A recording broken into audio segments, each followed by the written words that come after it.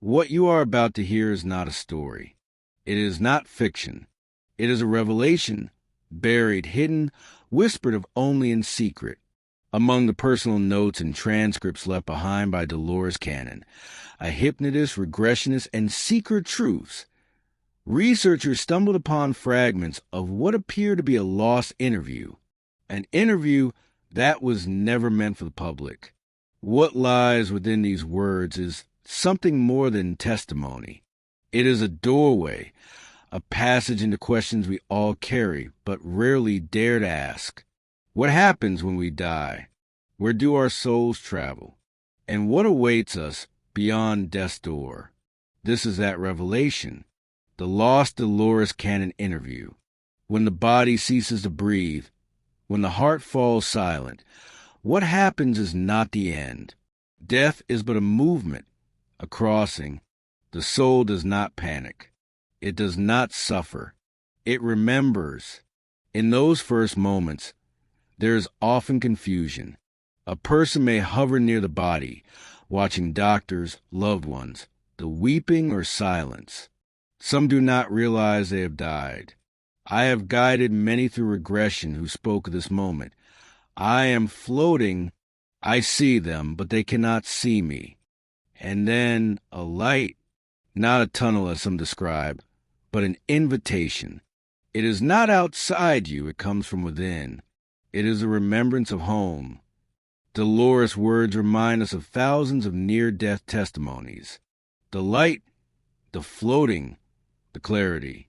But she insisted on one detail. Death is never punishment.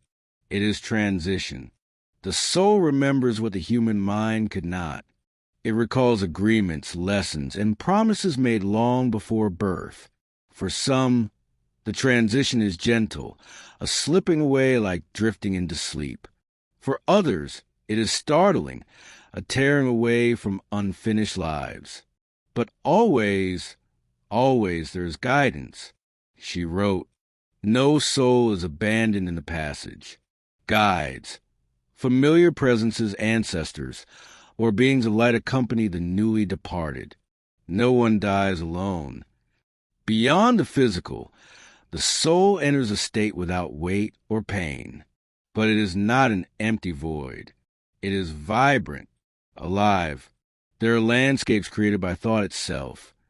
Fields, gardens, halls of learning, places where souls gather. Each soul sees according to its readiness.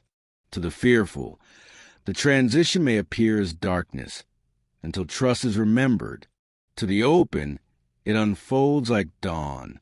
Many describe reception, a gathering where guides welcome them, showing that life continues. The soul is comforted, reminded, you are eternal. Then comes a review, not judgment, not condemnation, but reflection. A life review is like standing inside the hearts of those you touched. Every word, every kindness, every cruelty felt as if your own, not to punish, but to learn. Dolores often emphasized that this review was the greatest teacher. No book, no religion, no sermon could match the clarity of experiencing your own actions through another's eyes. She described it as the mirror of the soul. What, then, is heaven? What is hell? According to Dolores, heaven is harmony with your own truth. Hell is the prison of regret. And yet even that is temporary. Every soul continues onward, learning, healing, and returning. After the review, the soul rests. But soon questions arise. What lesson did I master?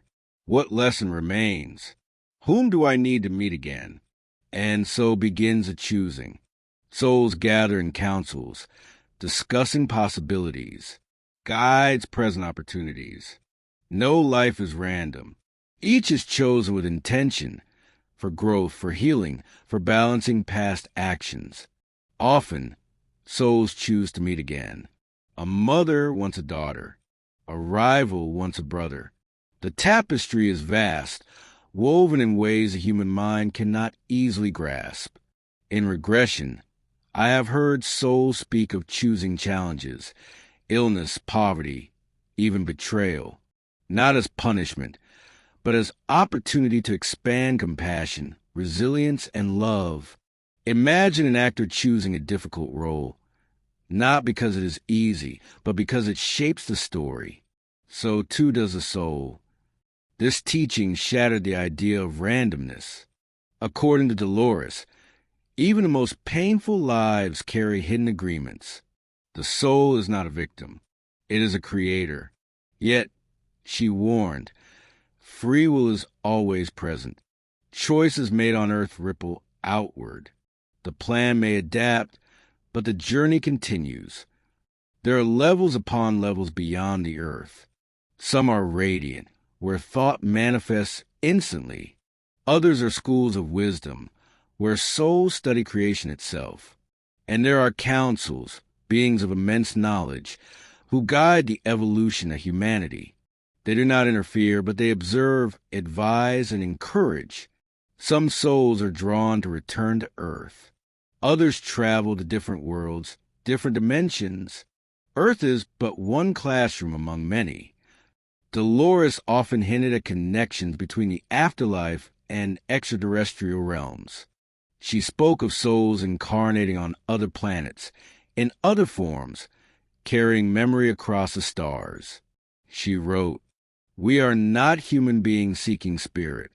We are spiritual beings trying out humanity among countless other possibilities." And she warned, Earth is in a time of transition. Many souls incarnate now to assist in raising vibration, to guide humanity into remembering who it truly is. Could it be that death is not only an end, but also a preparation for missions far greater than one life? Why, then, was this interview lost? Why were these revelations not shouted from every stage, every pulpit, every university? The answer, perhaps, lies in fear. Societies thrive on control. And what greater control is there than fear of death? If death is an end, then life can be manipulated through terror. But if death is merely transition, if souls cannot be destroyed, only transformed, then power shifts. Fear collapses. Dolores Cannon's words were dangerous not because they were false, but because they were liberating. She herself once wrote, "The greatest secret is that you are eternal. Once this is known, no one can own you." And so, these truths were hidden, whispered among seekers, buried in manuscripts, lost in archives. Until now, when you understand that life is eternal, fear dissolves. When you know that every soul is on a journey, judgment fades. And when you remember that you chose this life, even its pain becomes sacred. Do not fear death.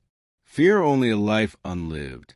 For when the body falls away, you will awaken, and you will remember you have been here many times before, and you will return until all lessons are learned and all love is complete.